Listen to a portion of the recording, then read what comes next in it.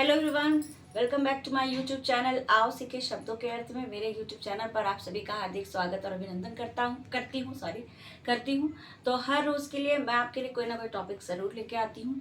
तो मैंने सोचा आज मैं आपको एडवर्ब के बारे में बताती हूँ। तो अब बात कर लेते हैं हम लोग एडवर्ब क्या होता है। देखिए यहाँ पे मैंने दिया हुआ ADVERB एडवर्ब। एडवर्ब माने होता है क्रिया विशेषण। क्रिया विशेषण, ठीक है। क्रिया विशेषण का मतलब यही, इससे क्रिया विशेषण से पता चल रहा है कि किसी क्रिया की जो विशेषता बताए, ठीक है, वही हमारा हो जाता है क्रिया विशेषण। अब यहाँ पे देखिए लिखा हुआ है an adverb is a word that describe. क्रिया विशेषण एक ऐसा शब्द है जो कि डिस्क्राइब करता है वर्ब को, यानी क्रिया को, विशेषता को, और अनदर एडवर्ब्स और क्रिया विशेषण को, अन्य।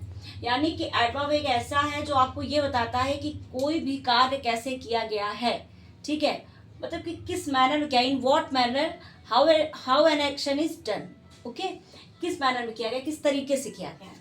जैसे मान लीजिए यहाँ पे लिखा हुआ है ही वॉक्स। अभी हम सिर्फ इसकी बात करते हैं, ही वॉक्स मतलब वह टहलता है, ठीक है। लेकिन अगर हमने यहाँ पे ये लगा दिया स्लोली, तो वो कैसे टहलता है, how an action is done. मैंने बोला स्लोली मतलब होता है धीरे धीरे, धीरे धीरे। तो मतलब वह टहलता कैसे है, मैंने क्वेश्चन किया और आपका आंसर आया कि वो धीरे धीरे टहलता है, तो इट विल बी एडवर्ब, ठीक है। नेक्स्ट है यू रन। जैसे मैं यहाँ तक बात करती हूँ अभी मैं यू रन की। यू रन मतलब कि आप दौड़ते हो। यू रन मतलब आप दौड़ते हो, कैसे दौड़ते हो, मैंने क्वेश्चन किया, आपका आंसर आया फास्ट, ठीक है। तो तेज दौड़ता है, ये हमारा क्या होगा, ये भी एडवर्ब को डिफाइन कर रहा है। She is extremely beautiful. वह, शी इज एक्सट्रीमली माने अत्यंत खूबसूरत है। अच्छा मैं आपसे क्वेश्चन करूँ कि वह कितनी खूबसूरत है, तो आप कहोगे एक्सट्रीमली, एक्सट्रीमली। और हमेशा ये भी याद रखिएगा कि जो एडवर्ब होता है उसमें ly भी ऐड होता है, ठीक है। जो एडवर्ब होता है, जैसे स्लो में ly लगा दिया तो स्लोली हो गया, एक्सट्रीम में ly लगा दिया तो एक्सट्रीमली हो गया। जहां पे भी आप ly देखोगे तो उससे भी आप पता लगा सकते हो कि वो एडवर्ब ही है, एडजेक्टिव नहीं है, तो डोंट बी कंफ्यूज्ड। नेक्स्ट देखिए काइंड्स ऑफ एडवर्ब। जैसे कि मैंने बताया है कि काइंड्स ऑफ एडवर्ब क्या क्या होते हैं, जैसे adverb of time, adverb of manner, adverb of place, ठीक है, इंटेरोगेटिव एडवर्ब, मतलब बहुत सारे ऐसे हैं जो कि मैं आगे आपको एक एक करके बताऊंगी। तो आज मैं आपको बताऊंगी कि एडवर्ब ऑफ टाइम क्या होता है। एडवर्ब ऑफ टाइम होता है क्रिया विशेषण या समयवाचक विशेषण। इसको हम लोग बोलते हैं समयवाचक, यानी समय को बता रहा है ना ये, तो समयवाचक विशेषण है ये, ठीक है। तो यहाँ पे हमने लिखा है टुडे, आज, टुमारो आने वाला, कल, लास्ट नाइट मतलब पिछली रात, जस्ट अभी, एगो फिर, लेट मतलब देर से, डेली मतलब प्रतिदिन, ऑलरेडी मतलब पहले से ही, नाउ माने अब, नेक्स्ट मतलब अगले महीने।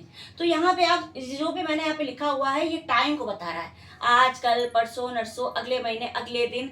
तो आप जब ये देखेंगे तो आप समझ जाइएगा कि ये एडवर्ब ऑफ टाइम को बता रहा है कि एडवर्ब ऑफ टाइम क्या है। जैसे कि मान लीजिए हम कोई एग्जांपल दे देते हैं, ही विल गो टुमारो, यानी वह कल जाएगा।